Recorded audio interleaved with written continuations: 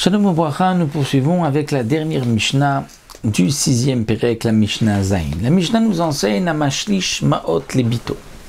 Si quelqu'un a laissé de l'argent chez une tierce personne, Shlish c'est une tierce personne, il a laissé de l'argent à sa fille pour lui acheter un terrain ou pour une dot lorsqu'elle va se marier, Vei omeret ne'eman ba'ali alai, et elle dit: je fais confiance à mon mari, donnez-lui cet argent et lui va s'occuper d'acheter ce que mon père voulait que cet homme-là achète. Donc on parle que le père est décédé, il avait laissé dans les mains d'une tierce personne de l'argent, et elle dit: pourquoi laisser cet argent dans les mains d'une tierce personne? Je fais confiance à mon mari, donnez-lui l'argent, il m'achètera un terrain.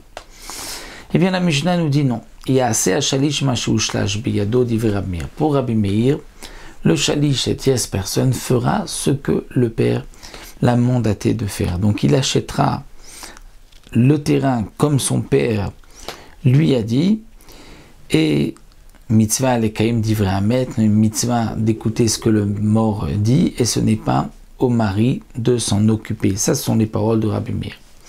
Rabbi Yossé Omer, vechi ena ela sadeh vehi rotza lemochar, imochamramer chav. Rabbi Yossé s'étonne.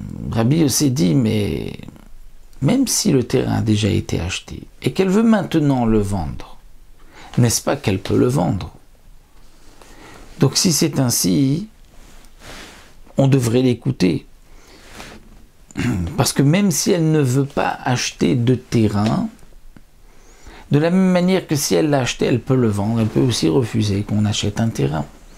Donc pour Rabbi aussi, on doit écouter ce que la fille demande.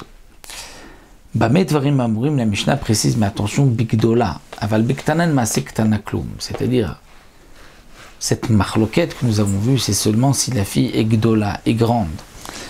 Mais si elle est Ktana, alors elle Masektana Klum, c'est-à-dire on ne tient pas compte de ce que la petite fille voudrait faire.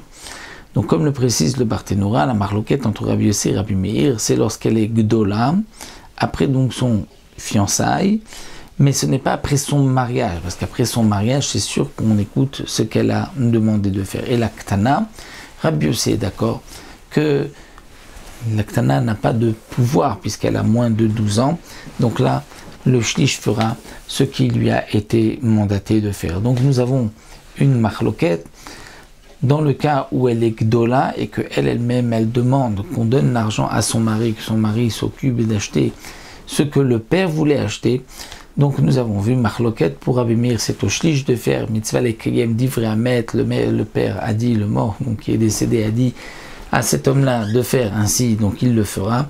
Pour Rabbi Yossé, non, puisque de la même manière que elle, une fois que le bien a été acheté, elle peut le vendre, donc elle peut aussi refuser même de l'acheter.